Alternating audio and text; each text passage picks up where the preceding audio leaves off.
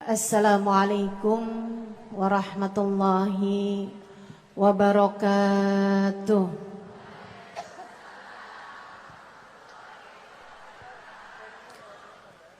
Alhamdulillah, wassalatu wassalamu ala Rasulillah Muhammad ibn Abdillah wa ala alihi wa sahbihi wa man wala.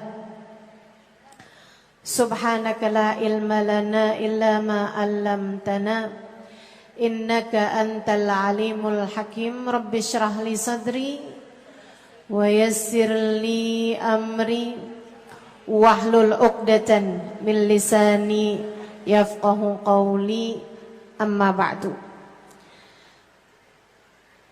Alhamdulillah, Allah sampaikan juga saya ke tempat ini, masjidnya Allah Subhanahu wa taala, bait min buyutillah, rumahnya Allah.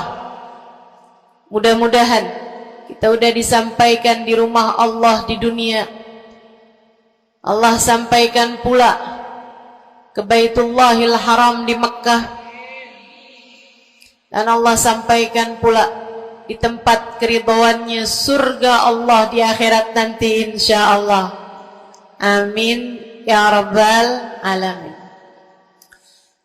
Rabbi la tukhzini yawma yub'atsun yawma la yanfa' mal wala banun illa man atallaha biqalbin salim.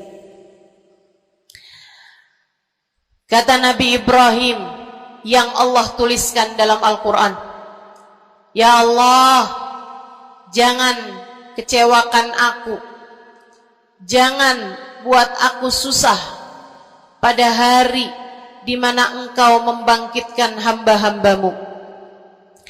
Nanti di akhirat saat manusia dibangkitkan, ya Allah, jangan buat saya susah, jangan buat saya kecewa.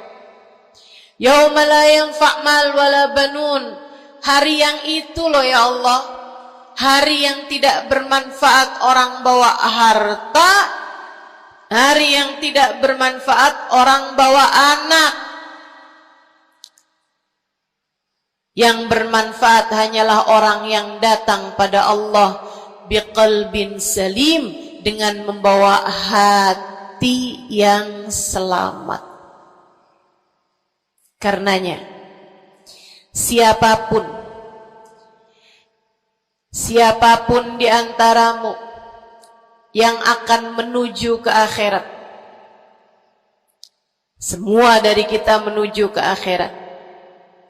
Siapapun di antaramu yang kepengen di hari akhiratnya nanti menjadi orang yang tidak susah, menjadi orang yang tidak sedih, menjadi orang yang tidak kecewa, menjadi orang yang tidak ketakutan, menjadi orang yang berhasil. Siapa di antaramu yang kepengen di hari akhiratnya nanti berbahagia, bersukacita? Siapa yang kepengen di hari akhiratnya nanti bergembira? Pastikan saat-saat ini, saat hidupmu di dunia ini, pastikan kamu sedang menuju kepada keselamatan hati. Hatimu selamatkan. Hatimu selamatkan, teman-teman. Hatimu selamatkan.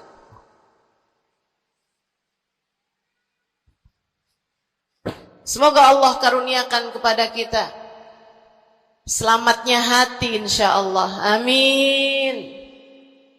Semoga Allah menyelamatkan hati kita semua. Semoga Allah menyelamatkan hati kita semua.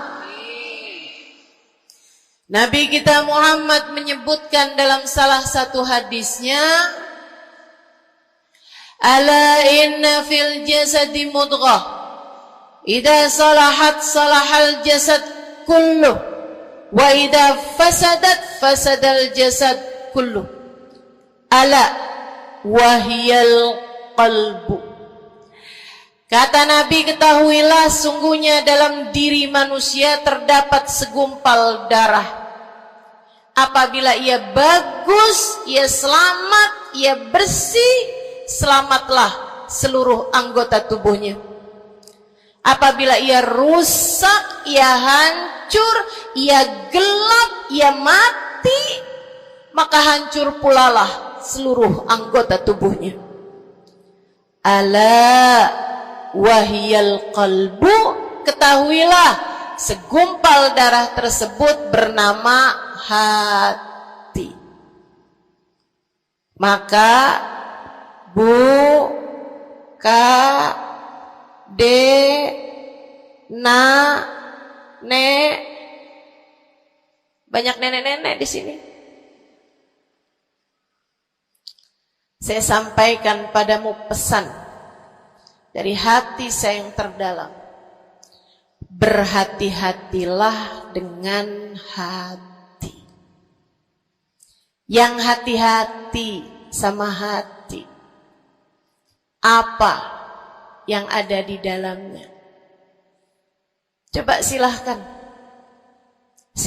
kamu pikirkan nih, kondisi hati saya ini kayak apa. Kita kalau badan lebih gampang ngerasainnya. Saya kalau ditanya, Ustazah lagi sakit? Iya. Sakit apanya Ustazah? Kaki. Saya bisa jawab. Tapi kalau kamu ditanya misalnya, gimana kabar hati kamu?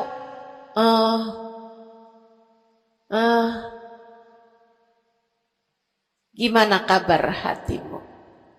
Sehatkah? Sakitkah?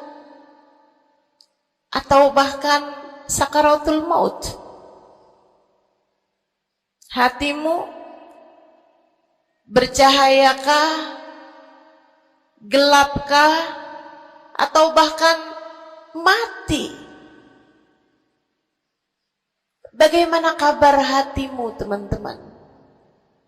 Bagaimana kabar hatimu? Innallaha la yanzur, kata Nabi Muhammad dalam hadis yang lain. Innallaha la yanzur ila suwarikum wala ila absyarikum, walakin yanzur ila qulubikum. Sungguhnya Allah tidak melihat kepada badan kalian, Allah tidak melihat kepada warna kulit kalian. Allah nggak peduli hidung kamu mancung ataukah pesek. Allah nggak peduli kulit wajahmu mulus ataukah berjerawat. Allah nggak peduli kamu tinggi ataukah pendek. Allah nggak peduli warna kulitmu semacam apa. Yang Allah Subhanahu wa taala lihat, yang Allah Subhanahu wa taala perhatikan adalah hatimu. Adakah ia mulus? Adakah ia penuh dengan penyakit-penyakit? Yang Allah pandang darimu adalah hatimu. Nih, sekarang saat kamu duduk sama rata di tempat ini, teman-teman. Meskipun ada yang lebih tinggi, ada yang lebih rendah, tapi kita duduk nih sama-sama di tempat ini nih. Nilaimu di mata Allah bukan seberapa dekat jarak antaramu dengan saya. Nilaimu di mata Allah bahkan bukan bergantung dari jam berapa kamu datang. Ketika kamu sama rata duduk di tempat ini, yang Allah pandang darimu adalah hatimu. Sedang berada di manakah saat ini? Yang duduk di tempat ini sembari mikirin ntar pulang enaknya makan apa ya?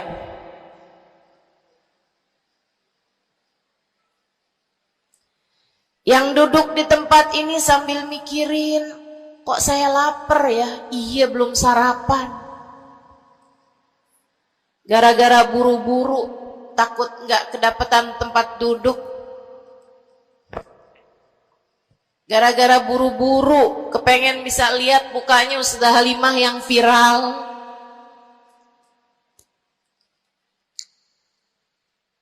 Hatimu. Allah melihat darimu nilaimu di hadapan Allah. Nilaimu di hadapan Allah saat ini bukan bergantung dari seberapa awal kamu datang, bukan bergantung pada hal-hal yang lainnya, akan tetapi yang Allah lihat darimu adalah hatimu. Adakah Allah di dalamnya? Adakah Allah di dalamnya? Adakah Allah di dalamnya? Pun demikian dengan kamu saat sholat, pun demikian saat kamu sedang sedekah. Semuanya masalah hati, teman-teman. Semua masalah hati. Kata guru saya Sayyidil Habib Umar bin Hafid, al-madar kullal madar fi salahil gulub. Urusan segala urusan, sumber segala macam urusan, dasar segala macam urusan ada pada bagusnya hati. Kalau udah hatinya bagus, bagus semuanya. Kalau udah hatinya busuk, busuklah semuanya. Semoga Allah selamatkan kita dari busuknya hati. Semoga Allah selamatkan kita dari busuknya hati. Amin ya Rabbal Alamin. Dunia, akhirat, masalah semuanya ada pada hati. Karenanya yuk kita bahas gimana sih caranya nyelamatin hati. Yang pertama, kalau kamu pengen tahu caranya nyelamatin hatimu, yang pertama,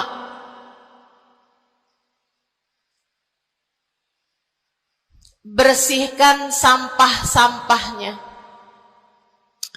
Nih, kamu mau rumah itu biar bagus, biar terjaga, biar selamat.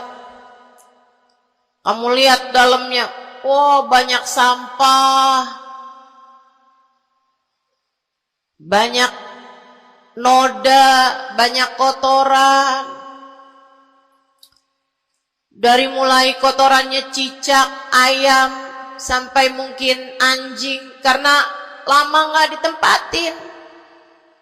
Karena lama nggak ditempatin. Ada banyak di antara kita yang kondisi hatinya semacam itu. Sampah begitu banyak dalam hatinya. Ada banyak di antara kita umat Islam yang kondisi hatinya semacam itu. Begitu banyak sampah di dalam hatinya tersebut. Semoga Allah selamatkan semuanya. Amin.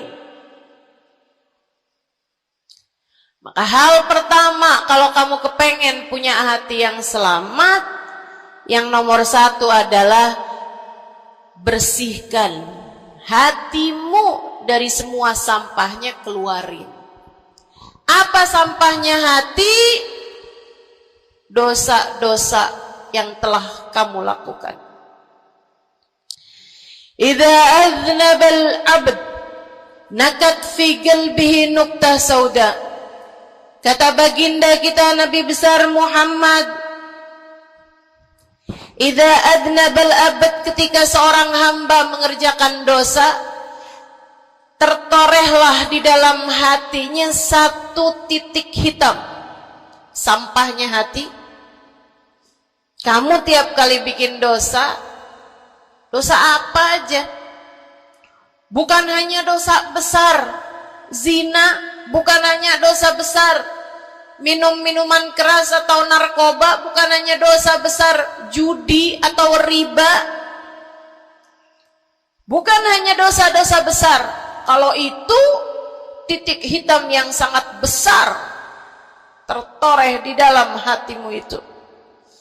Bahkan dosa-dosa kecil, sekedar marah-marah sama suami atau ngambil uang suami. Gimana? Pernah? Rezeki istri solehah ustazah, lagi mau nyuci, kelihatan alhamdulillah. Emang haram ya ustazah? Ya haram, bukan punya kamu. Kan katanya ada hak istri dalam harta suami. Iya betul kalau dia kasih. Kalau dia kasih, kalau nggak kasih, nggak halal juga. Bahkan dosa-dosa kecil, seperti melihat tetangga, terus kamu bilang, ya ampun cakep banget ya, nyesel saya nggak kawin sama dia.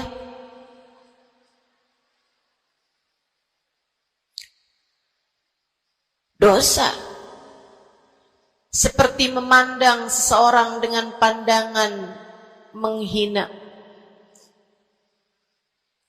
Seperti membicarakan aib orang lain.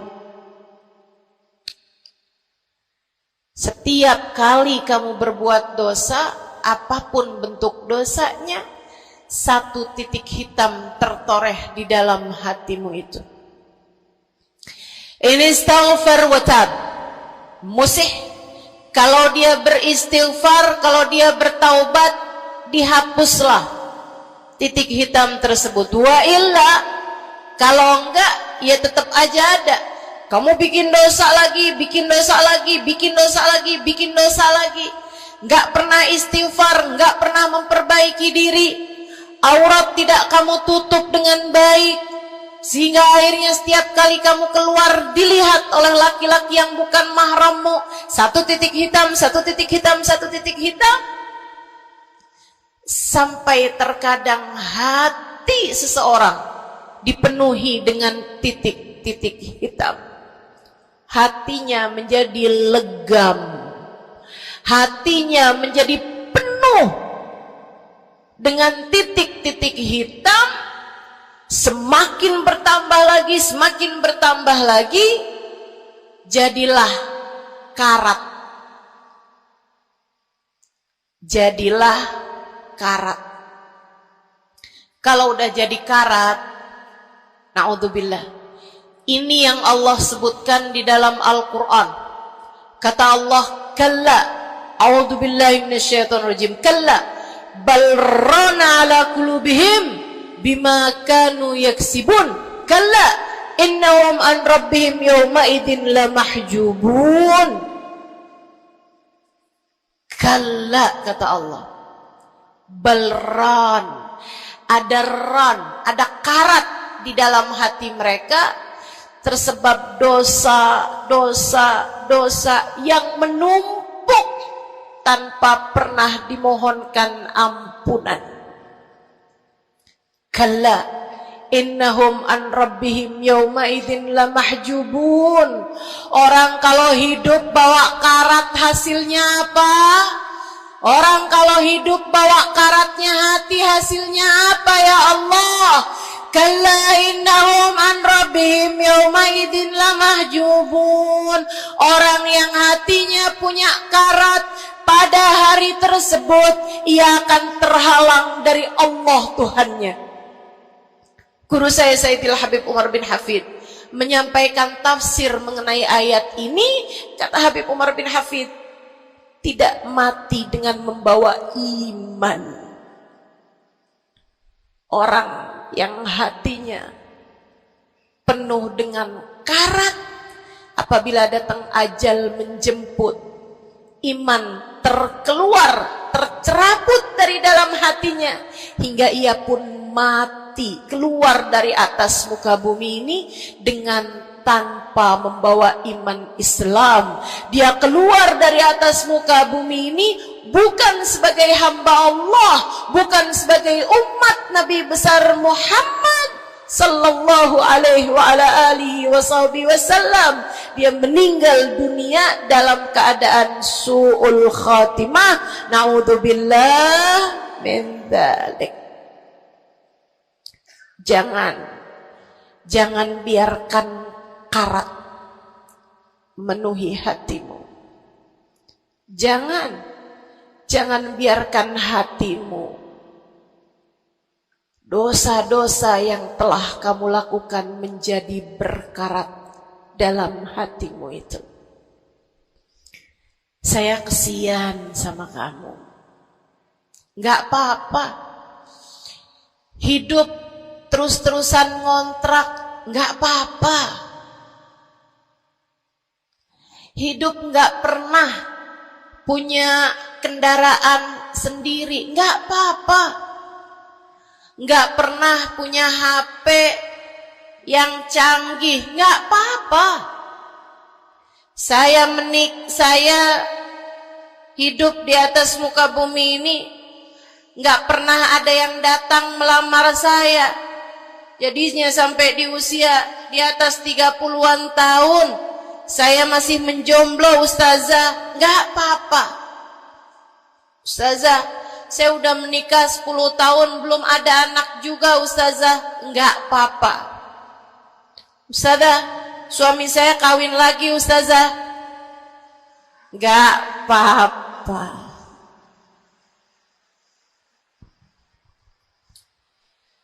Hidup di dunia ini, apapun yang terjadi, semuanya hanyalah sementara. Kamu hanya perlu memastikan agar tatkala datang ajal menjemput, kamu punya modal.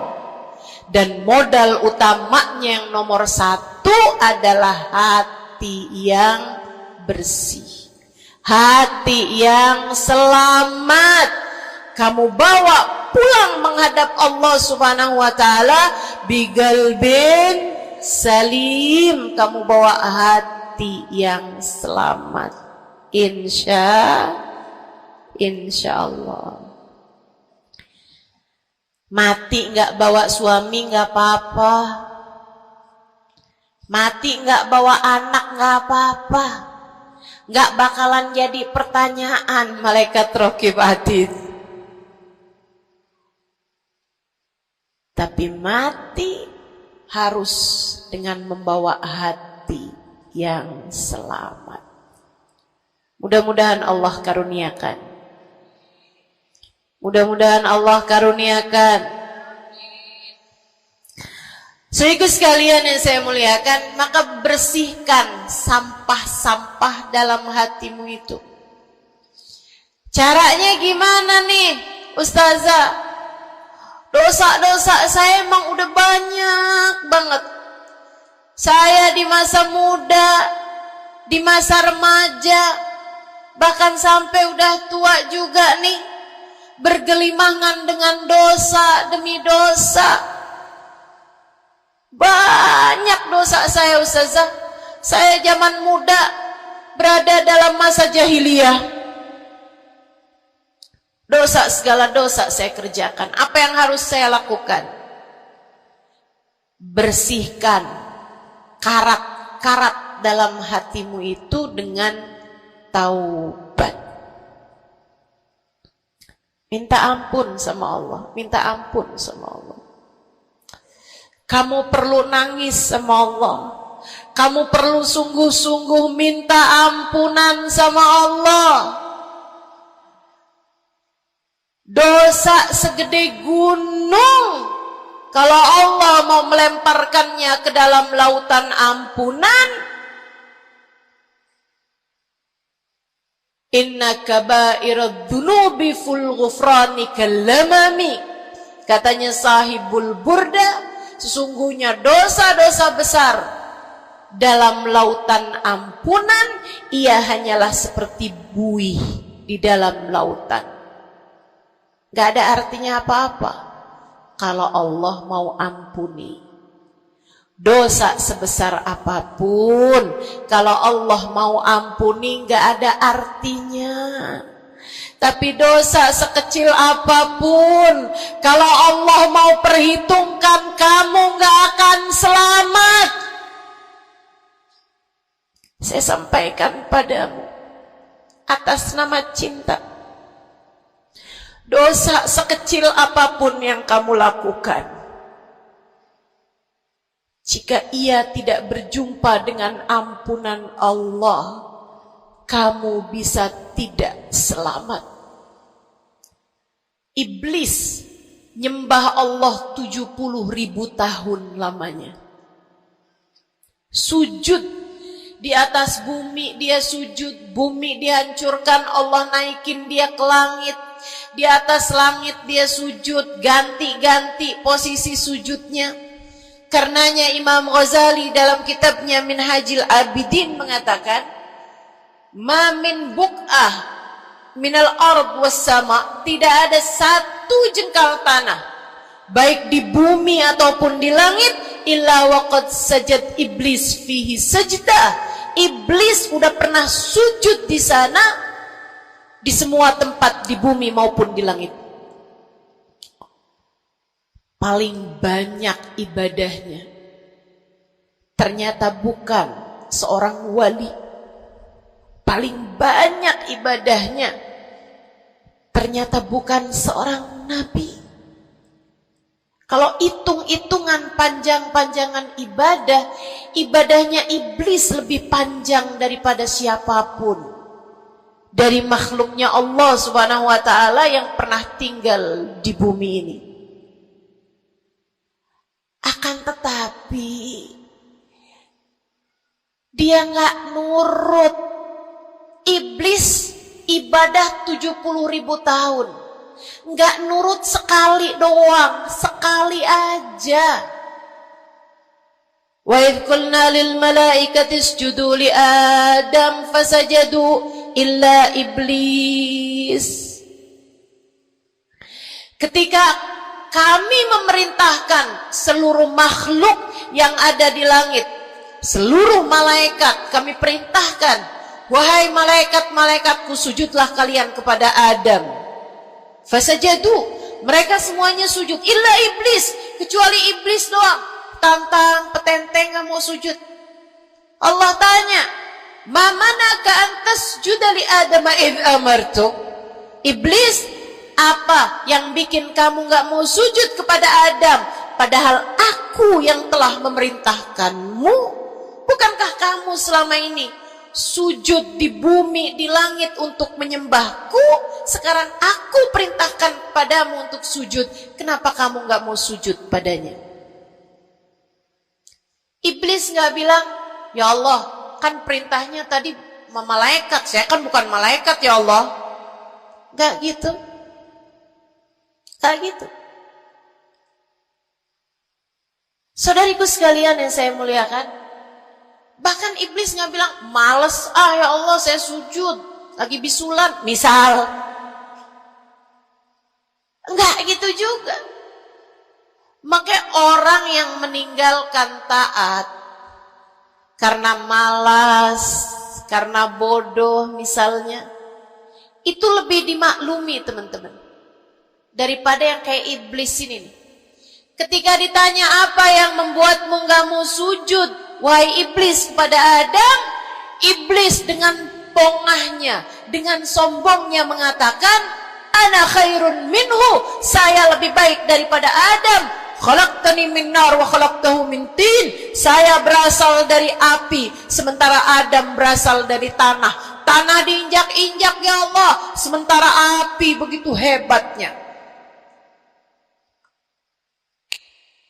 Fahbit minha fa innaka rajim.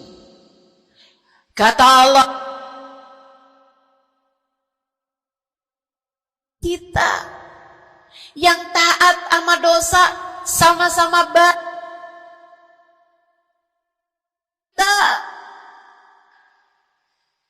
yang mungkin dosa kita lebih banyak daripada taat kita.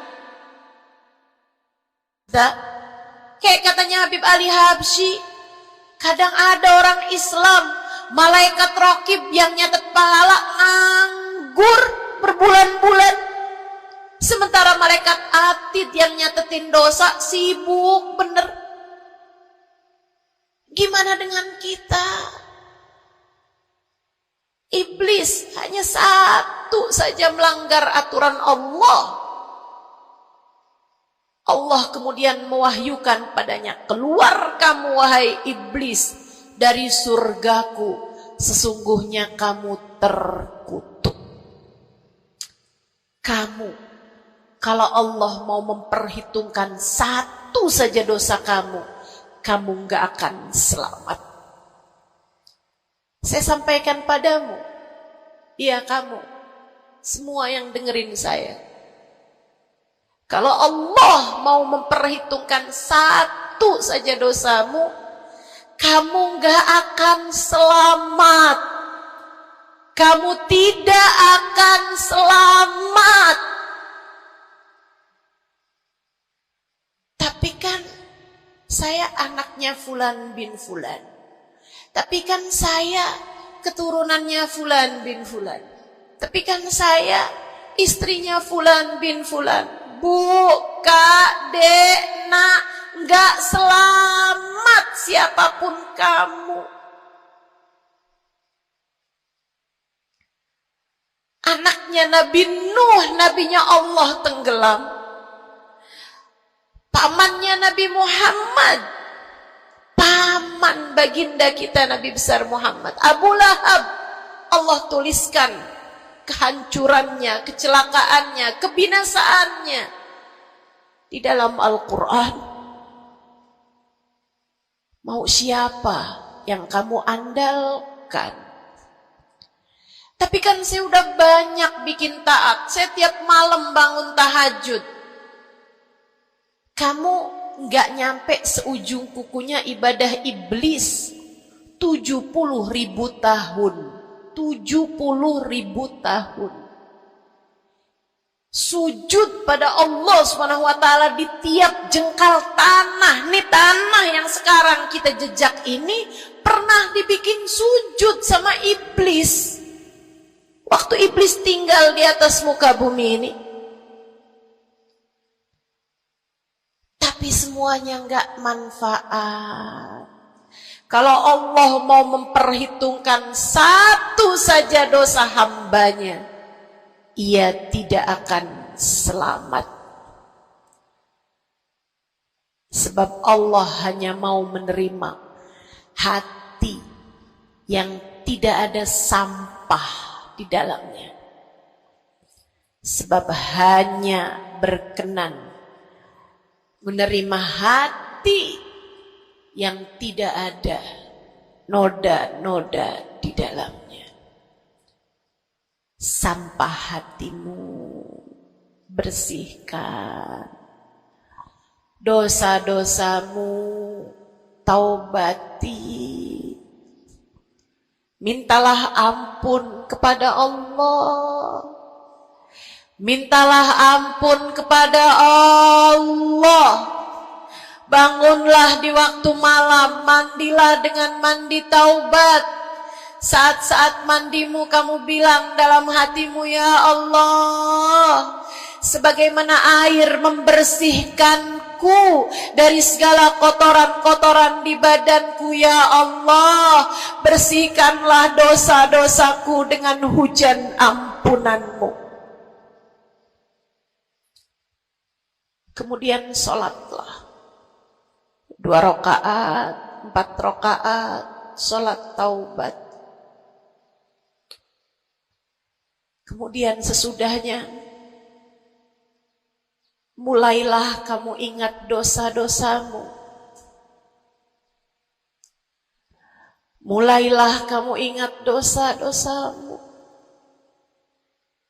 Dari sejak kamu balik sampai sekarang ini. Betapa ia telah menggunung. Betapa ia telah melumuri dirimu itu.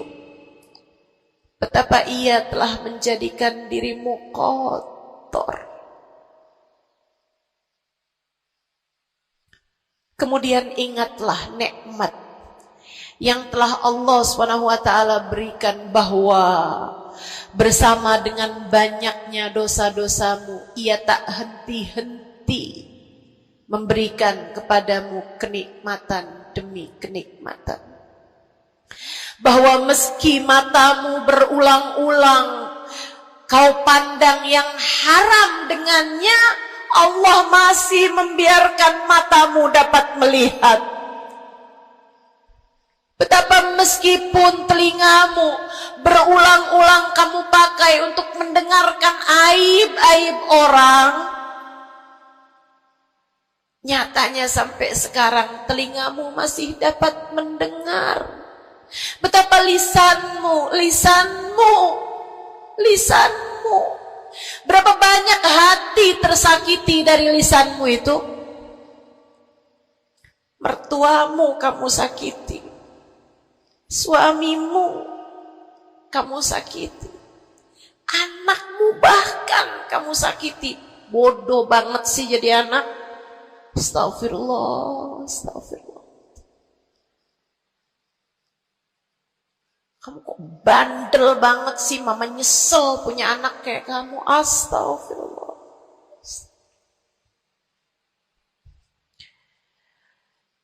Betapa lisanmu menyakiti hati tetanggamu, saudara-saudarimu, sahabat-sahabatmu,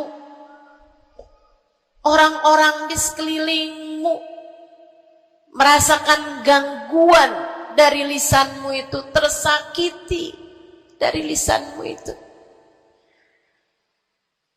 Tapi meskipun entah sudah berapa banyak dosa tercatat dari lisanmu, Allah masih tetap membiarkan lisanmu dapat berbicara sampai saat ini. Nikmat tak henti-henti Allah berikan kepadamu, bukan? Betapa durhakanya diri kita, namun betapa penuh rahmatnya Allah kepada kita. Betapa berlumurannya kita dengan dosa-dosa, namun betapa Allah bersama dengan segala dosa-dosa yang kita lakukan tak henti-hentinya membanjiri kita dengan kenikmatan. Wa in ta'uddu nikmatallahi la tuhsuha. Kalau kamu mau hitung nikmatnya Allah, kamu tak akan pernah mampu menghitungnya. Sesudah kamu ingat-ingat dosamu, kamu ingat nikmat Allah kepadamu, kamu ucapkan seperti ucapan baginda Nabi Muhammad, Allahumma anta rabbi la ilaha illa anta khalaqtani wa ana abduka wa ana ala ahdika wa wa'dika mastata'tu a'udzu bika min syarri ma sana'tu abu'u laka bi ni'matika 'alayya wa abu'u bi dhanbi faghfir li fa innahu la yaghfiru dzunuba illa anta.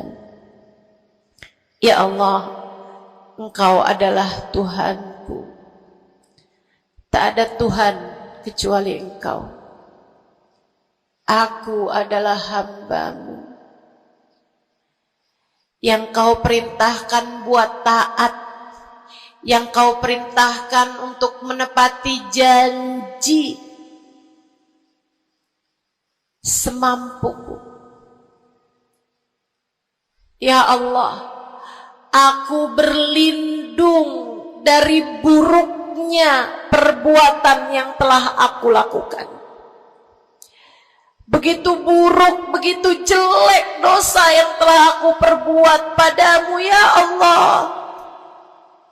Abu'u laka bi ni'matika 'alayya. Ya Allah, Engkau selalu datang padaku dengan berbagai macam kenikmatan-kenikmatan. Wa abu bidzambi, sementara aku selalu datang padamu dengan dosa demi dosa. Faghfirli, ampunilah aku ya Allah. Fa innahu la yaghfiru dzunuba illa anta. Bukankah tak ada yang dapat mengampuni dosaku selain Engkau ya Allah. Minta ampun sama Allah. Minta ampun sama Allah. Yang serius, menangislah di hadapannya. Menangislah di hadapannya. Dalam keheningan malam saat tiada sesiapapun yang melihatmu. Jauhkan dulu apapun yang dapat membuatmu kehilangan konsentrasi. Jangan lagi khusyuk-khusyuk begitu tiba-tiba kedengaran suara Shopee.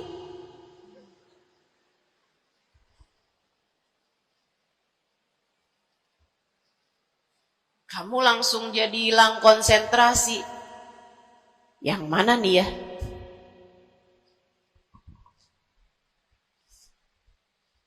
Bismillah. Kalau kamu pengen punya hati yang selamat, nomor 1 adalah taubat. Taubatan nasuha. Taubat yang sungguh-sungguh. Nyesel telah berbuat dosa. Meninggalkan dosa-dosa tersebut. Berjanji untuk tidak mengulanginya lagi.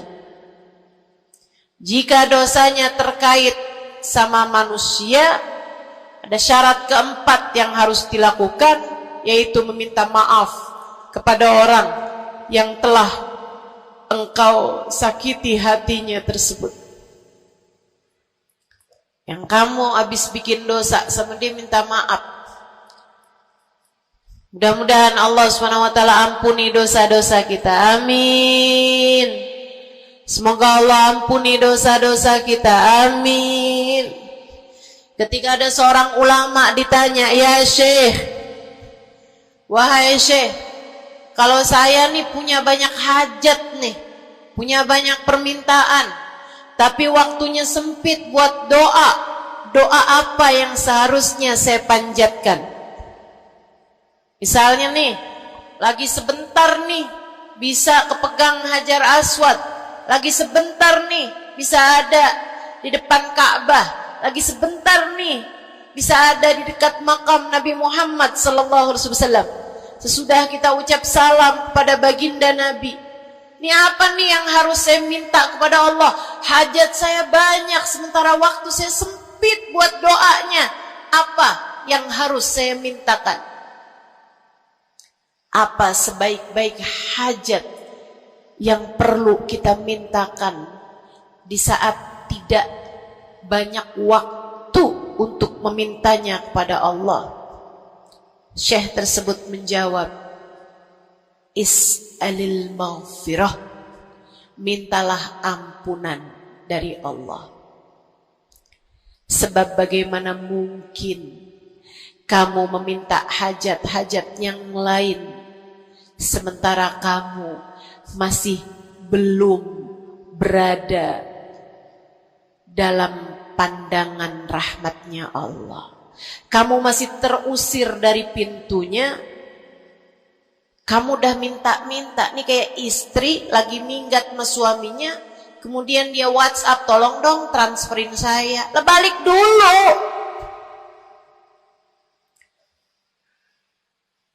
Baru minta.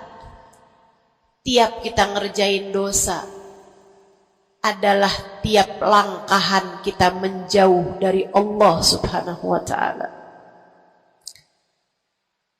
Tiap kali kamu mengerjakan dosa adalah langkahan-langkahanmu menjauh dari Allah Subhanahu wa ta'ala. Karenanya mendekat dulu, masuk dulu, Allah bukain pintu dulu, baru deh silahkan minta yang lainnya. Kalau sempit waktumu, mintalah ampunan. dari Allah Subhanahu wa ta'ala. Ini kan kerjaan kita nih suka salah-salah kalau doa. Giliran lagi ada hujan nih, wah doa mustajab, langsung ya Allah jodoh ya Allah, yang cakep, yang ganteng, yang kaya, yang setia, yang soleh, banyak bener. Padahal kalau ngelihat dirinya kagak ada pantes-pantesnya. Kalau kamu pengen jodoh yang soleh, solehahkan dulu dirimu itu.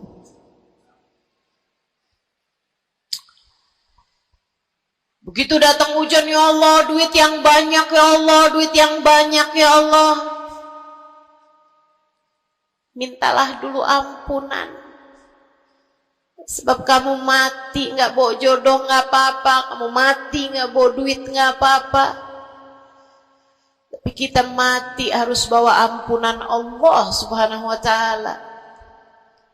Sebab dosa akan mengotori ruang hati kita. Maka syarat utama hati yang bersih adalah keluarkan sampah darinya dengan cara taubat. Mohonlah ampun pada Allah secara serius. Cukup sekali ustazah? Enggak cukup, lo dosanya banyak.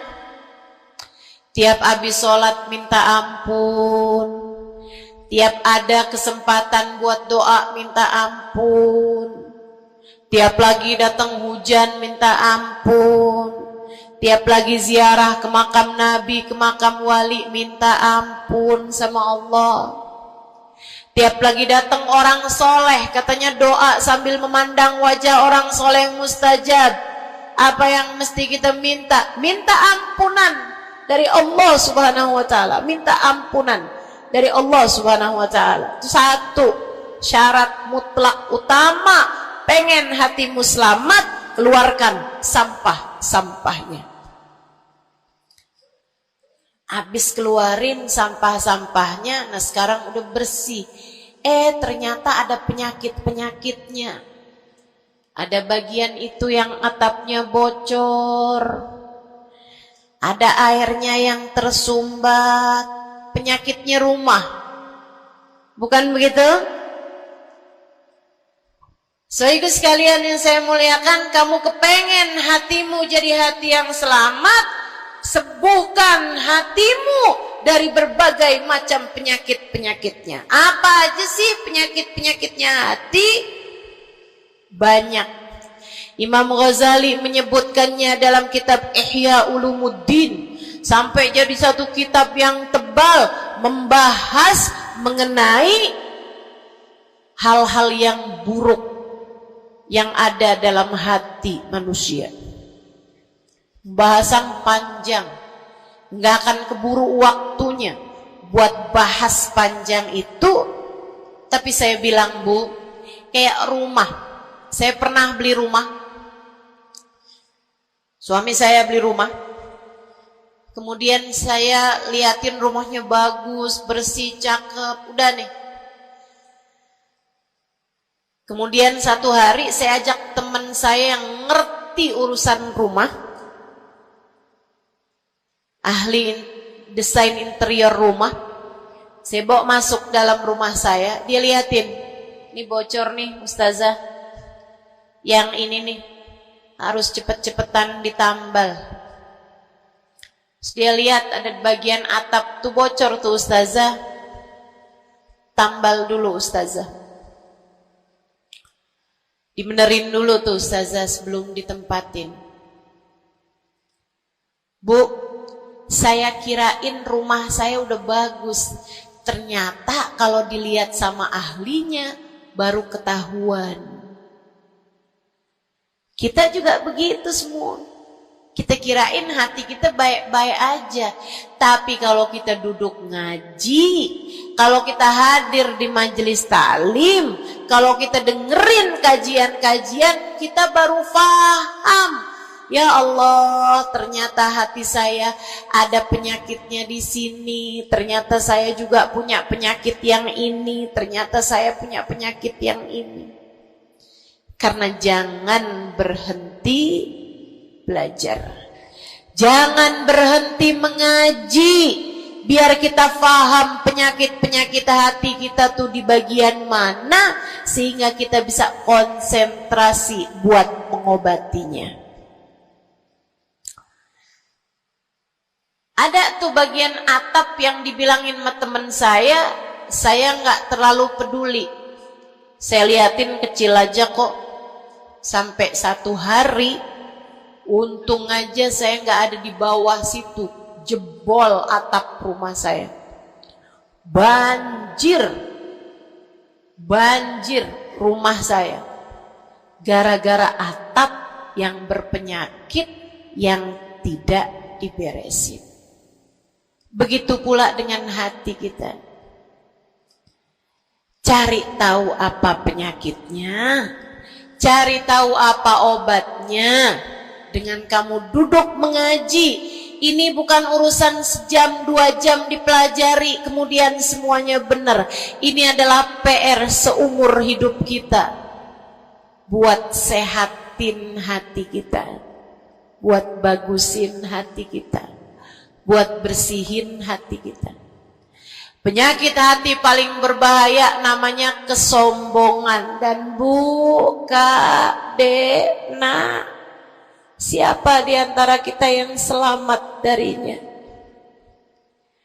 Apa itu sombong, wahai Rasulullah? Kata seorang sahabat, sebab saya senang pakai baju bagus.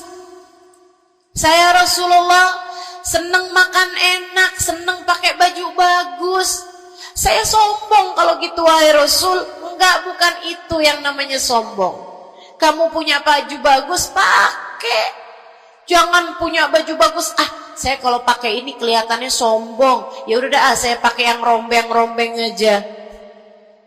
Punya baju bagus tapi daster udah robek, itu aja yang dipakai. Tanya sama suaminya, kok kamu pakai baju yang ini sih, ini kan robek nih. Enak, adem. Adem yang lihat, adem yang make, gerah yang lihat. Bukan itu yang namanya kesombongan. Saya punya uang, saya bisa beli mobil yang bagus, tapi saya nggak mau beli, saya takut sombong. Bukan itu yang namanya kesombongan. Saya punya uang, bisa bangun rumah buat tamu-tamu. Ulama-ulama kalau datang bisa tinggal di rumah saya. Tapi saya nggak mau kayak gitu, ntar saya sombong. Bukan itu yang namanya kesombongan. Sombong, kata Nabi Muhammad, batarul haq wa ghamtun nas. Sombong adalah menolak kebenaran dan menghina orang lain, merasa diri lebih baik daripada orang lain. Itu yang namanya sombong. Merasa diri lebih baik dari orang lain. Merasa diri lebih baik dari orang lain. Sering banget ini kan kita kan? Betul? Dulu-dulu belum pakai jilbab.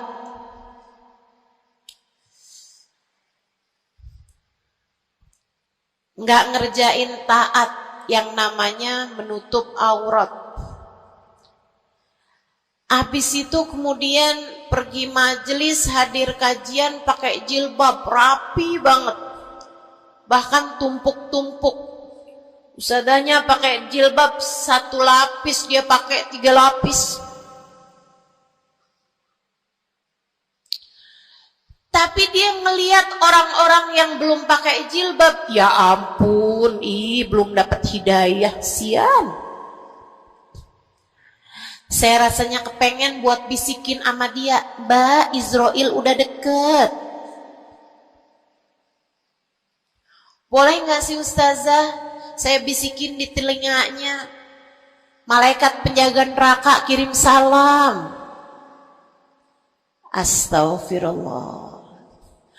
Dulu kamu berbuat dosa, dengan membuka auratmu, kini kamu berbuat dosa dengan dosa kesombongan. Itu namanya bukan taubat, itu namanya bukan hijrah, itu namanya pindah dosa. Dari satu dosa membuka aurat menjadi dosa kesombongan, dan bisa jadi di hadapan Allah dosa kesombongan lebih besar nilainya daripada dosa membuka aurat. Bisa jadi, bisa jadi. Para ulama mengatakan rubba maksiatin aurathat dhulla ahabbu ilallah min ta'atin aurathat kibra. Terkadang kemaksiatan yang melahirkan rasa rendah diri di hadapan Allah lebih Allah sukai daripada ketaatan yang melahirkan kesombongan. Hati-hati, hati-hati sama hati. Jangan biarkan kesombongan merusak hidupmu. Jangan.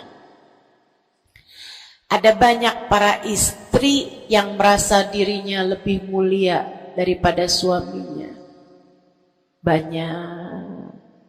Hati-hati, hati-hati. Saya belajar dari umi saya. Meninggal dunia 2 tahun yang lalu. Belum sampai hampir 2 tahun. Saudariku sekalian yang saya muliakan, saya sering bilang sama umi saya, Mi, maafin saya Mi ya. Umi saya bilang, Nak, maafin Umi ya. Umi punya salah sama kamu nggak kurang daripada salah kamu sama Umi. Umi punya dosa sama kamu pasti lebih banyak daripada dosa kamu sama Umi.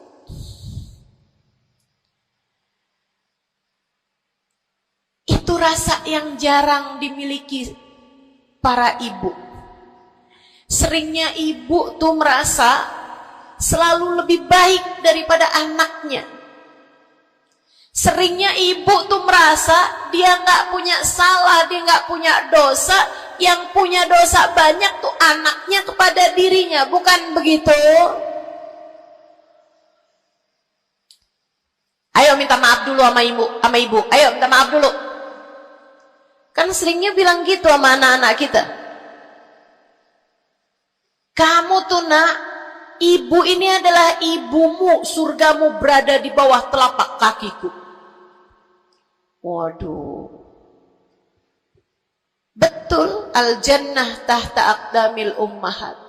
Tapi ucapan kamu yang semacam itu kesombongan. Yakin bakal masuk surga? Yakin? Yakin bakal masuk surga, Bu? Para ibu yang suka bilang surgamu anakku berada di bawah telapak kaki ibumu, yakin kamu bakal masuk surga? Hah? Allah gak pernah wajib memasukkanmu ke dalam surga, Bu. Allah gak pernah wajib menghindarkanmu dari api neraka, Bu. Allah gak pernah wajib menjadikanmu ada di belakang Nabi Muhammad. Kalau kamu sampai Allah usir dari surganya, Allah masukkan kamu ke dalam nerakanya, kamu bisa apa? Kalau saat Nabi Muhammad menggiring umatnya dan kamu tidak bisa ada di belakangnya, kamu terusir dari rombongan Nabi Muhammad, kamu bisa apa? Kamu bisa apa? Nilaimu yang sesungguhnya nanti di akhirat kelihatannya.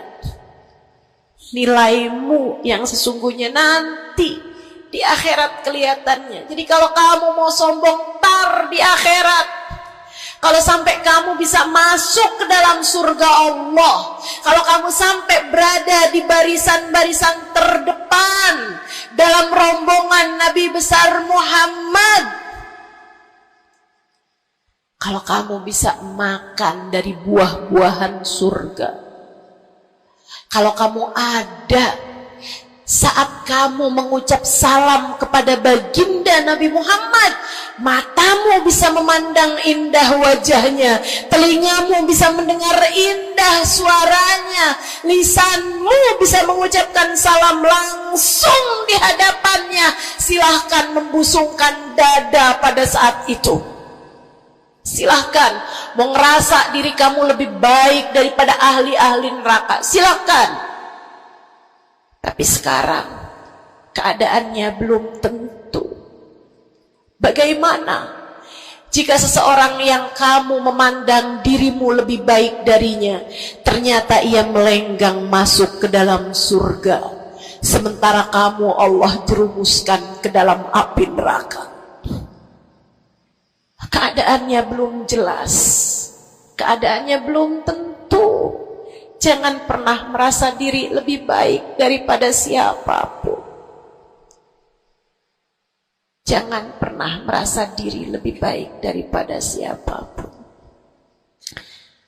Hatimu benerin rusak-rusaknya, penyakit-penyakitnya. Ada penyakit berbahaya namanya hasud. Ada penyakit berbahaya namanya hasud. Apa itu hasud? Seneng orang lain dapat kesulitan, seneng kalau orang lain dapat kemalangan, kesusahan, susah hati kalau orang lain dapat kesenangan. Tuh, seneng orang lain susah, susah orang lain seneng. Itu namanya hasud. Ada tetangga naikin rumah, bangun rumah, dia naik darahnya. Ada orang tetangganya yang sebelah kiri beli mobil, dia pun diangkut pakai mobil ambulan. Busuk bener hatinya, dimakan sama sifat namanya sifat hasud. Nggak seneng lihat orang lain seneng. Kalau orang lain dapat kesusahan seneng bener. Si ibu itu kemarin habis tabrakan, pantas aja dia tabrakan. Kamu tahu kan, si ibu yang itu tuh suka ngerebut laki orang, ngerebut suami orang. Jelek teman-teman, jelek. Tapi kamu ngomongin orang juga perbuatan yang jelek, sama jeleknya. Yuk belajar buat jangan punya sifat hasud. Dia kok bikin pengajian besar, pengajian kita harus lebih besar. Urusannya apa? Bukankah majelis itu adalah dakwah, mengajak orang kepada Allah? Hatimu jagain, hatimu jagain, hatimu jagain. Ada yang bisa begitu, alhamdulillah. Ada ustazah yang lebih pandai darimu, alhamdulillah. Minta doa, ambil ilmunya. Bukan malah dihasutin. Hati-hati, hati-hati. Jangan sampai hasudmu membawamu kepada terusir dari rahmatnya Allah. Kayak Bal'am bin Ba'ur. Ada zamannya Nabi Musa, teman-teman sekalian, namanya Bal'am bin Ba'ur. Ilmunya tinggi, sampai kabarnya Jamaahnya juga banyak, semua orang dengerin kajiannya. Ini saya serem nih. So ikut sekalian nih, ngeri banget nih. Ini buat orang kayak saya nih, ngeri banget nih pembahasan ini nih.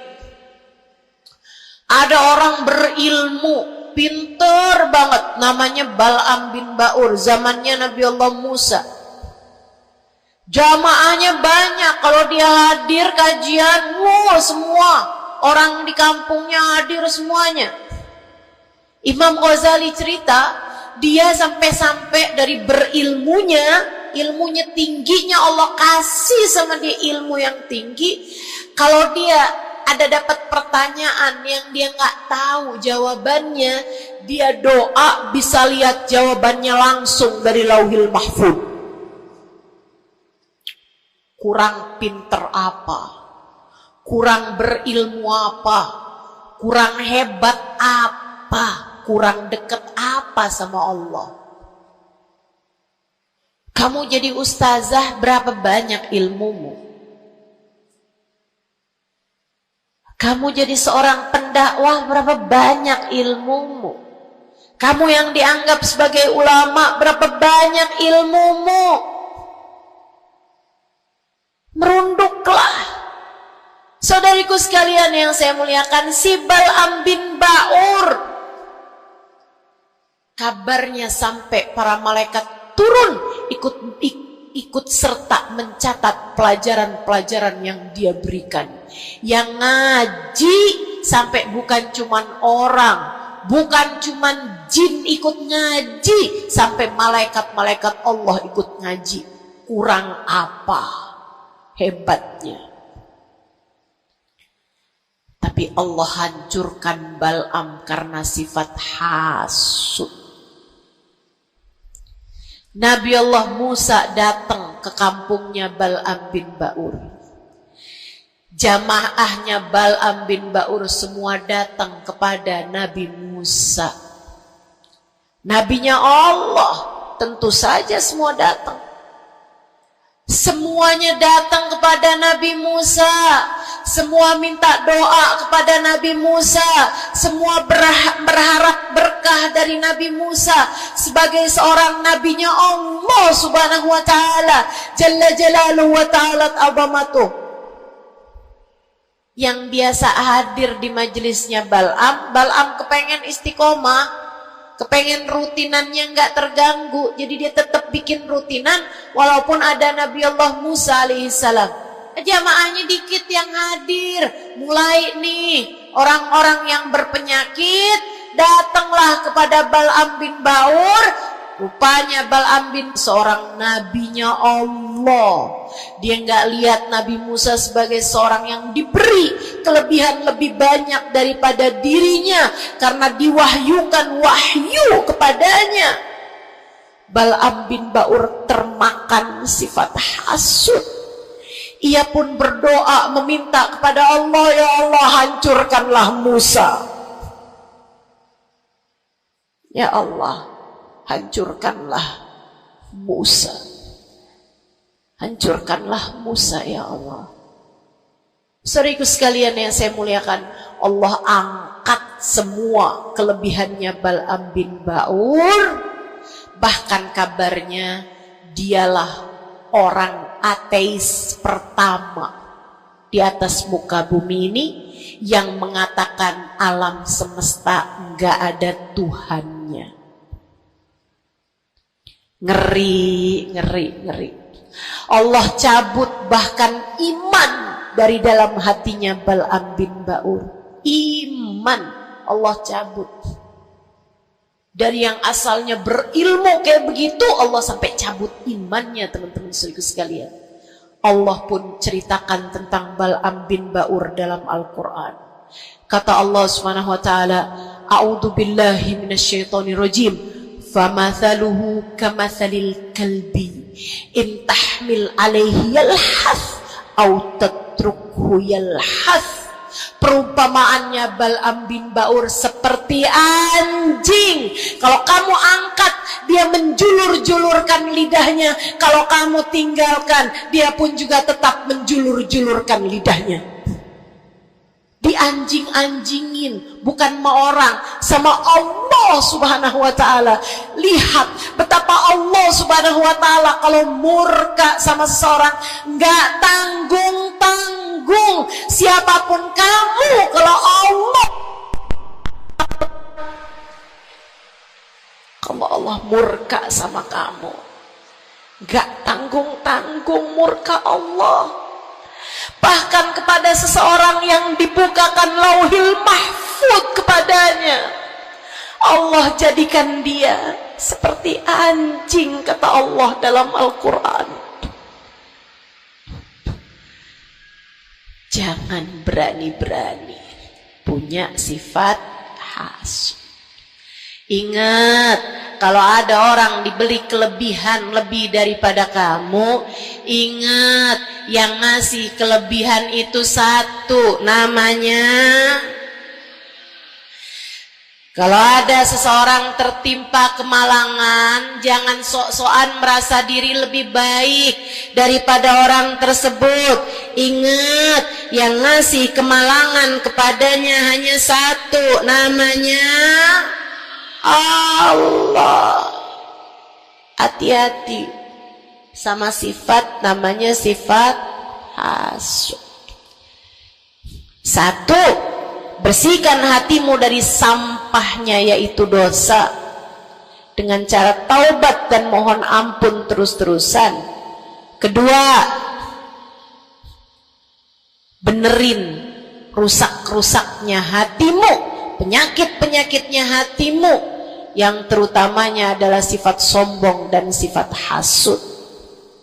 Hatimu belajar untuk tidak membenci siapapun. Hatimu belajar buat gak benci sama siapapun. Yang terakhir, kalau kepengen hatimu selamat, hiasi.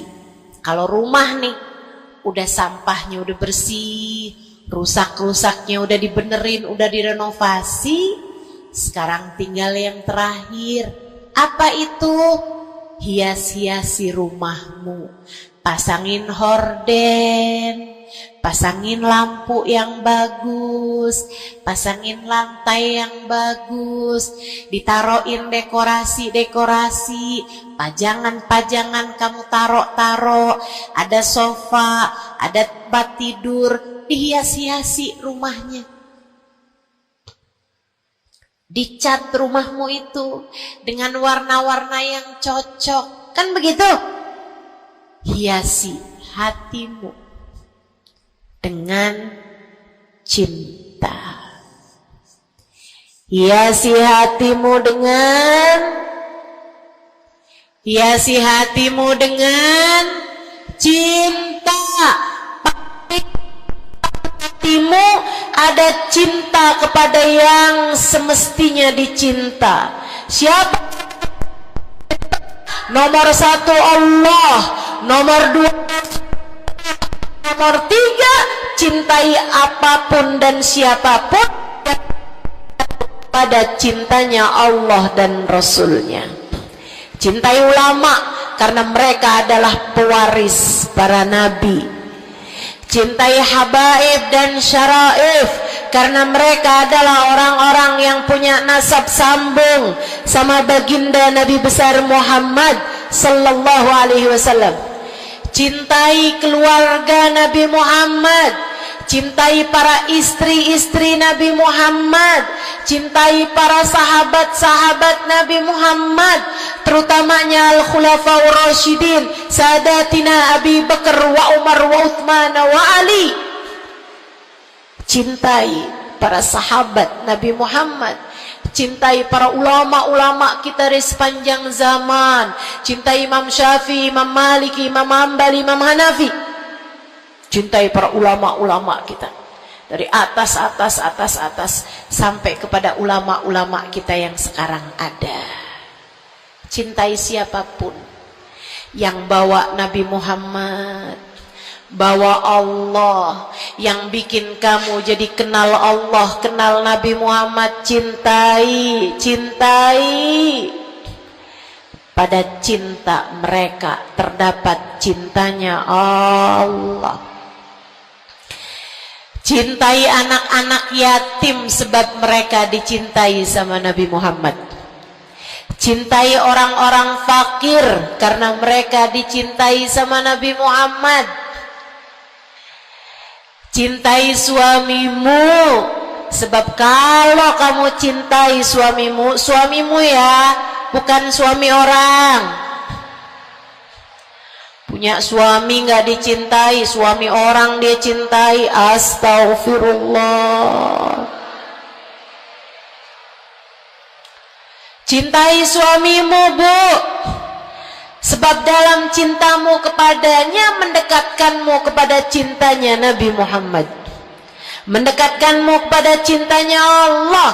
Kamu sayangi, kamu hormati, kamu muliakan suamimu, Allah ridho kepadamu, Nabi Muhammad sayang kepadamu.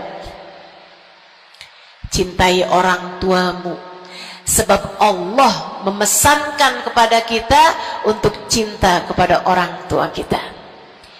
Cintai anak-anakmu sebab mereka umatnya Nabi Muhammad. Mereka umatnya Nabi Muhammad.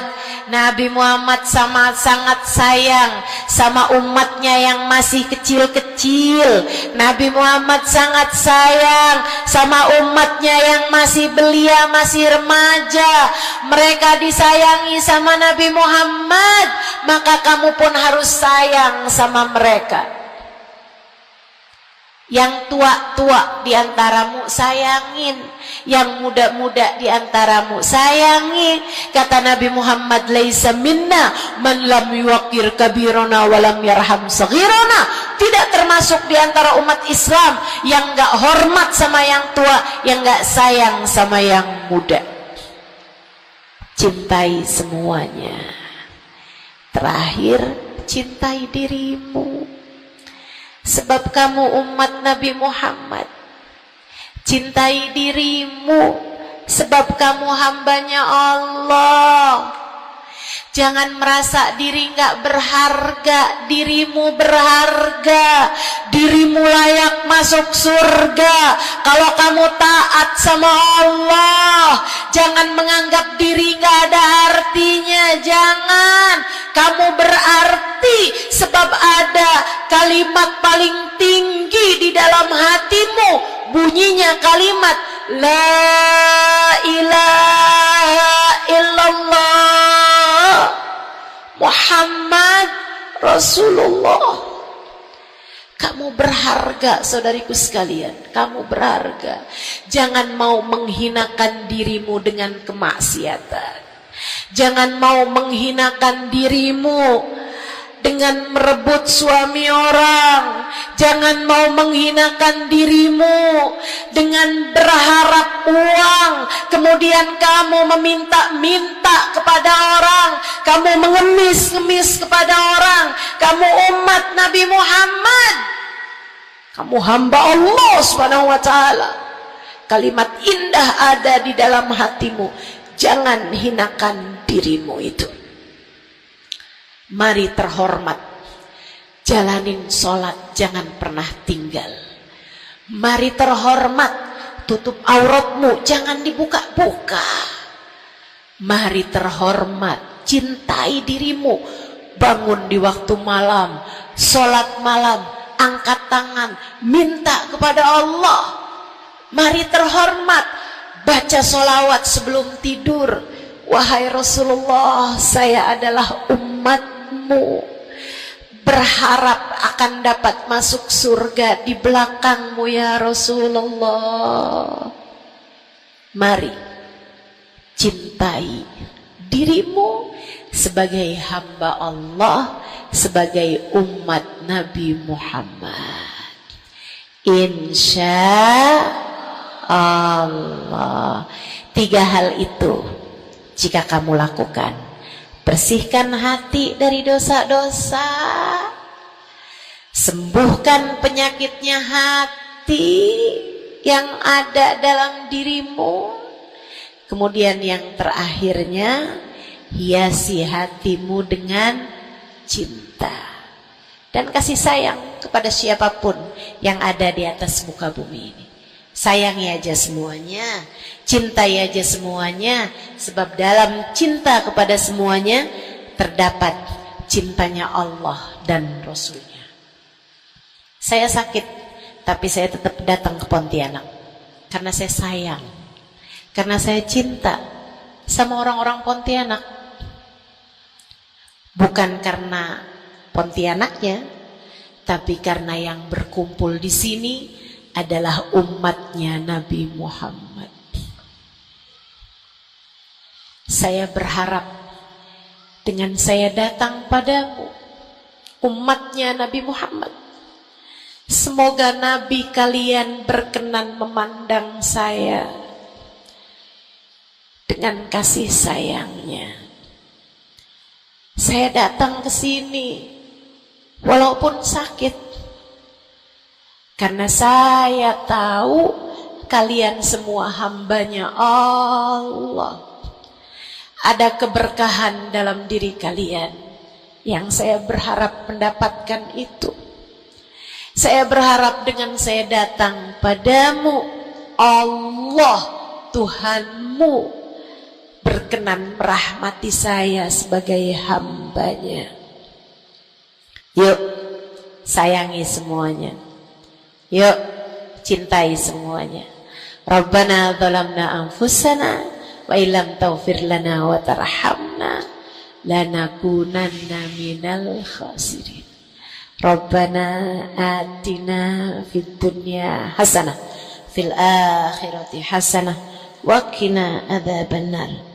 Bifadli subhana rabbika rabbil izzati amma yasifun, wassalamun alal mursalin, walhamdulillahi rabbil alamin.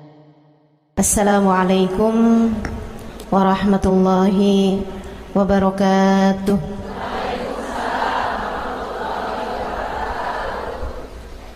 Alhamdulillah, wassalatu wassalamu ala Rasulillah Muhammad ibn Abdillah wa ala alihi wa sahbihi wa man wala. Subhanaka la ilma lana illa ma 'allamtana innaka antal alimul hakim. Rabbi shrah li sadri wa yassir li amri wahlul 'uqdatan min lisani yafqahu qawli. Amma ba'du. Baik, sebelum kita mulai, kita akan baca niat belajar bersama-sama. Mudah-mudahan ilmunya nanti sekali lagi jadi ilmu yang manfaat buat kita sekalian. Bismillahirrahmanirrahim. Nawaitu ta'allum wa ta'lim wan naf'a wal intifa' wal mudzakarah wat tadhkir wal ifadah wal istifadah wal hidza ala tamassuk bi kitabillah wa sunnati rasulillah sallallahu alaihi wa alihi wasallam wa du'a ilal huda والدلالة على الخير ابتغاء مرضاته وقربه وثوابه وحسن الخاتمة مع اللطف والعافية وصلاح العاقبة برحمتك يا أرحم الراحمين.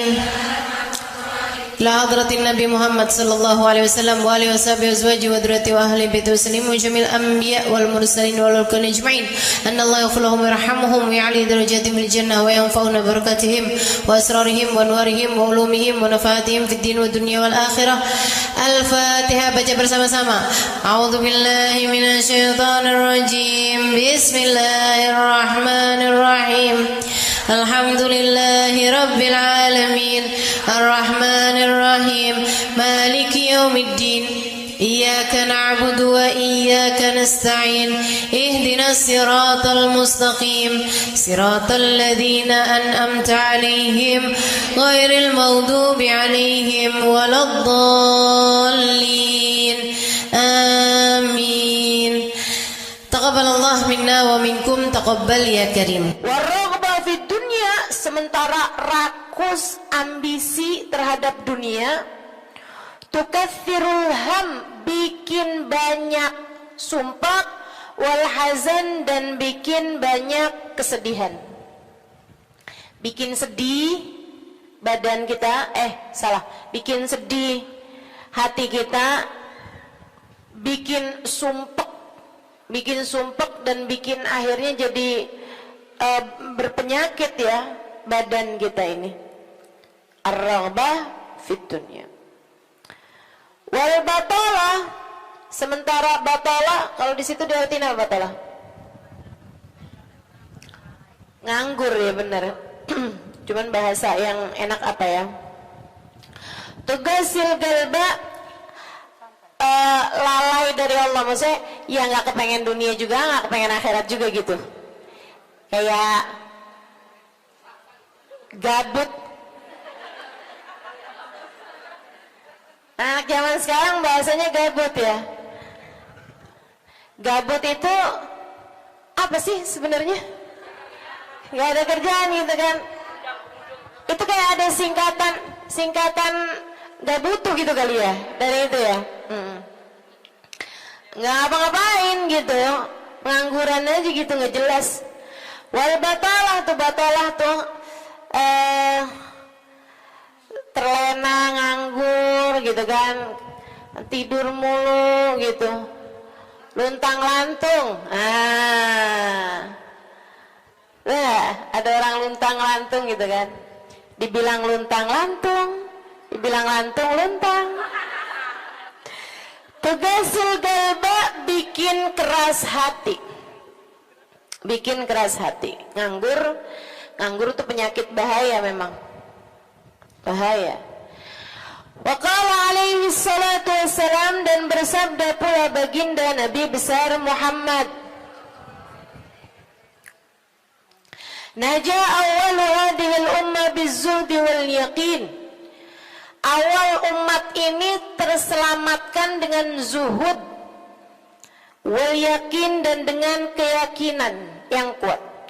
Wa sayahlik akhiruha bil hirsi wa tulil amal, dan akan hancur akhirnya umat ini, akan hancur disebabkan hirs, ambisi terhadap dunia, wa tulil amal, dan panjang angan-angan. Wa ma warada minal ayati wal akhbar wal athar fi dammi dunya wa dammil muhibbina laha warraghibina fiha wa dammil hirsi 'alaiha kharijun anil hasr.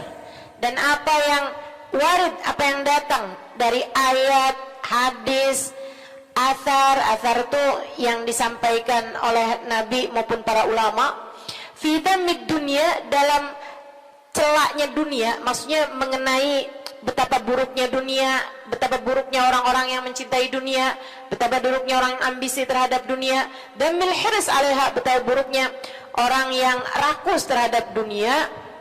Banyak sekali kharijun anil hasr, enggak bisa kehitung. Ayat, hadis maupun ucapan para ulama mengenai betapa buruknya dunia, betapa buruknya para pecinta dunia dan lain sebagainya, ini banyak banget hadisnya, keterangannya enggak kehitung. Watasani fil ulama, dan karangan-karangan para ulama rahmatullahi alaihim, semoga rahmat Allah senantiasa tercurah pada mereka, minas salaf wal khalaf, baik dari ulama zaman dulu maupun ulama-ulama belakangan, masyhuna bidzalik, penuh sekali dengan hal-hal yang seperti itu. Kayak Imam Ghazali gitu kan, nulis dalam kitabnya baik Ihya Ulumuddin ataupun kitab yang terakhirnya beliau itu namanya Minhajul Abidin dan lain sebagainya, itu banyak banget mengenai hal-hal yang seperti ini gitu. Betapa pentingnya kita untuk zuhud terhadap urusan dunia. Tsumma inad dunya ibaratun wallahu a'lam bisawab. Sampai situ ya. Nabi Muhammad alaihissalam mengatakan az-zahada fid dunya tuyrayyihul qalba wal badan. Zuhud dunia nih. Apa tuh zuhud? Zuhud itu teman-teman tidak mengharapkan kesenangan dunia dari Allah sekalipun ya. Enggak minta gitu, enggak seneng gitu sama kesenangan dunia dari Allah. Itu namanya zuhud akhirat. Dan juga teman-teman, zuhud ama manusia itu tidak menginginkan apa yang ada pada manusia. Apa yang dimiliki orang enggak kepengen, gitu kan?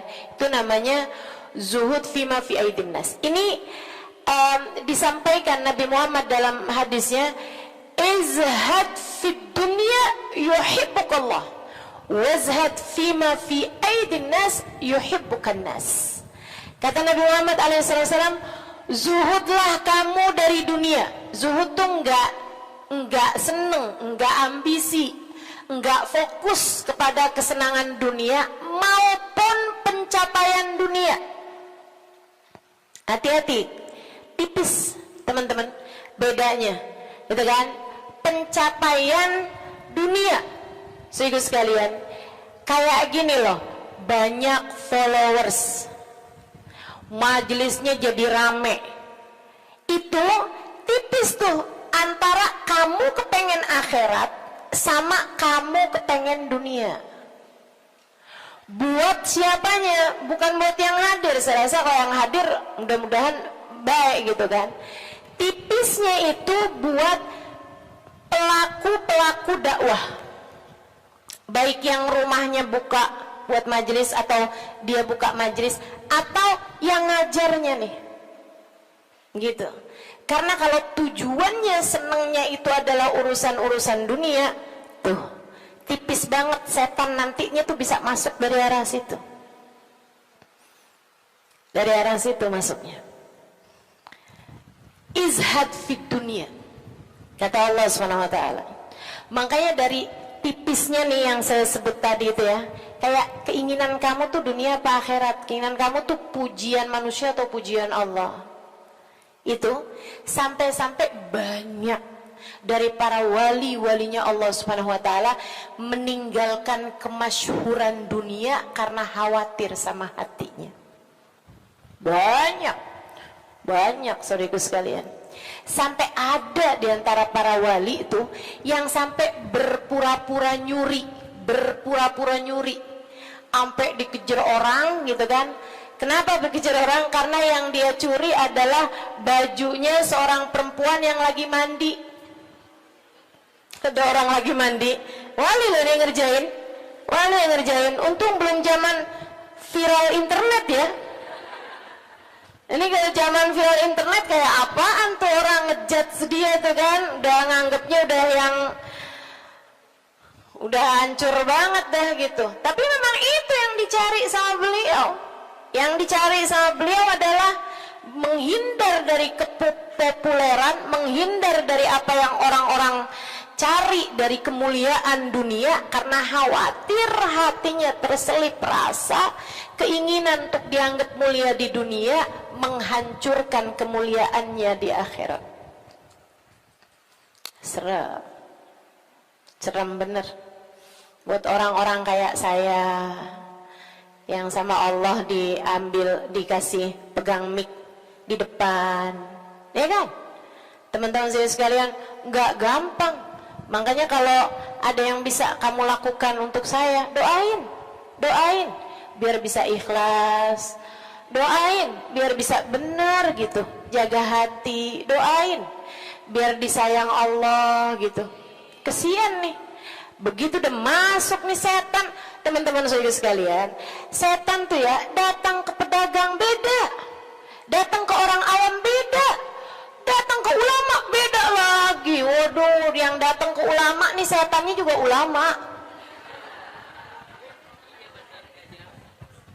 Setannya juga kelas profesional, gitu kan? Jadi nggak ecek-ecek gitu loh. Setannya juga setan-setan berkelas, teman-teman saya sekalian. Nah itu kan yang belum tentu selamat gitu, belum tentu selamat. Masya Allah, Masya Allah. Ada tuh zamannya Imam, siapa ya? Ada Imam Ghazali cerita dalam Ihya-nya. Kita suka ketawa-ketawa tuh dengerin cerita Imam, maksudnya kok baca ceritanya Imam Ghazali yang begitu-begituan. Kata Imam Ghazali dalam Ihya-nya tuh, ada orang atau di Minhaj ya, Allahu a'lam, pokoknya salah satu kitab Imam Ghazali lah. Imam Ghazali cerita, ada orang dia itu ulama, teman-teman. Cuman ulamanya itu masih suka yang ya gitulah, masih ada kesenangan dunianya. Senang sama popularitas, senang sama dimuliain orang, senang sama ini sama itu sama ini sama itu. Ada satu ulama khomul. Ulama yang lain nih, ulama yang nggak seneng namanya terkenal, nggak seneng, dia nggak seneng sama urusan begituan, urusannya antara dia sama Allah, tapi ilmunya luar biasa. Ulama yang kedua nih, yang kedua. Ini ulama yang pertama nih, saya nggak inget namanya gitu ya.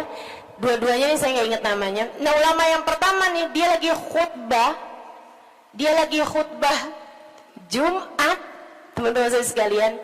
Dia ngomong sesuatu yang dinisbatkan kepada ulama yang kedua yang nggak senang keterkenalan apa ini, teman-teman. Dia ngomong bahwa saya pernah dengar kayak, kan ada orang-orang itu ya Allah, mudah-mudahan Allah bersihkan hati kita semuanya nih ya. Ada orang-orang yang kalau cerita sama orang lain, bahkan di mix sekalipun, senang menunjukkan kedekatannya sama ulama yang lain atau sama orang-orang yang berilmu, guru-guru apa segala macam gitu kan ya. Yang tujuannya adalah biar orang tahu nih, gua deket sama si ini, gua deket sama si itu. Paham maksud saya?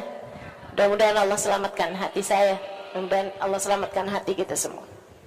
Sehingga sekalian, dia bilang tentang ulama B nih. Dia bilang, saya pernah dengar Syekh ini mengatakan gitu kan. Syekh itunya hadir di majelis tersebut, ya. Dan yang diomongin sama Syekh A ini tentang Syekh B, itu nggak pernah diomongin sama Syekh B-nya. Paham? Jadi ulama A ini bohong tentang ulama B. Bohongnya di khutbah Jumat cuman untuk menunjukkan betapa dekatnya dia sama ulama B tersebut itu. Dia ngomong kayak begitu, sehingga sekalian, tahu apa yang dikerjain sama ulama B? Ulama B ini, kenapa nih anak? Beliau berdiri nyabut bulu ketiak di tengah orang banyak. Beliau berdiri nih, beliau berdiri kemudian nyabut bulu ketiak. Heh, Syekh, kurang ajar kamu. Ini waktunya khutbah. Saya nggak pasti itu khutbah Jumat atau khutbah yang lain nih ya. Ala kulli hal, Syekh, ngapain kamu nih waktunya khutbah, kamu malah cabut bulu ketiak? Duduk Syekh, nggak punya adab. Kata Syekh B ini, kamu yang nggak punya adab nak. Kamu yang nggak punya adab Pak. Kenapa kamu mengingatkan saya untuk sesuatu hal yang sunnah? Nyabut bulu ketiak, kalau salah mah hari Jumat ya. Nyabut bulu ketiak hari Jumat hukumnya sunnah. Ala sunnah. Walimada astahi, dia bilang, kenapa saya mesti malu? Kamu gak punya malu apa depan orang-orang kamu nyabut bulu ketiak? Bulu ketiak itu kan buat laki-laki, sama laki-laki nggak aurat. Sesama perempuan aja nggak aurat. Bulu ketiak ya, maaf ya. Teman-teman sekalian, beliau bilang, walimada astahi, kenapa saya mesti malu? Ana ala haq wa anta alal batil. Saya mengerjakan barang hak, kamu mengerjakan barang batil. Dia bilang, saya mengerjakan barang hak, nyabut bulu ketiak sunnah hari Jumat. Dia bilang, kamu ala batil, karena kamu menceritakan tentang saya sesuatu yang tidak pernah saya katakan. Saya Syekh Fulan, sebutin nama dia namanya. Ya Allah, merah padam mukanya. Seram, teman-teman, seram. Ya gitulah. Kadang-kadang tuh sampai tipis banget keinginan dakwah atau keinginan pamer. Tipis. Setannya tuh ngebisikin sampai kayak suara semut. Katanya Nabi Muhammad alaihi salatu wassalam, "Ar-riya yadhubbu ala ummati kadhabibin naml." Riya itu bersuara di hati umat saya kayak suaranya semut, nyaris enggak kedengeran. Enggak kedengeran suaranya. Antara kamu seneng agama Allah jadi tinggi atau kamu seneng nama kamu jadi tinggi. Tipis, segaris, bahkan lebih tipis daripada kulit bawang, teman-teman. Oke, mesti terus minta perlindungan sama Allah. Ya Allah, ya Allah, ya Allah, ya Allah. Bimbing terus ya Allah, ya Allah, ya Allah, ya Allah. Gitu. Mudah-mudahan Allah karuniakan keikhlasan bagi kita sekalian, insyaallah.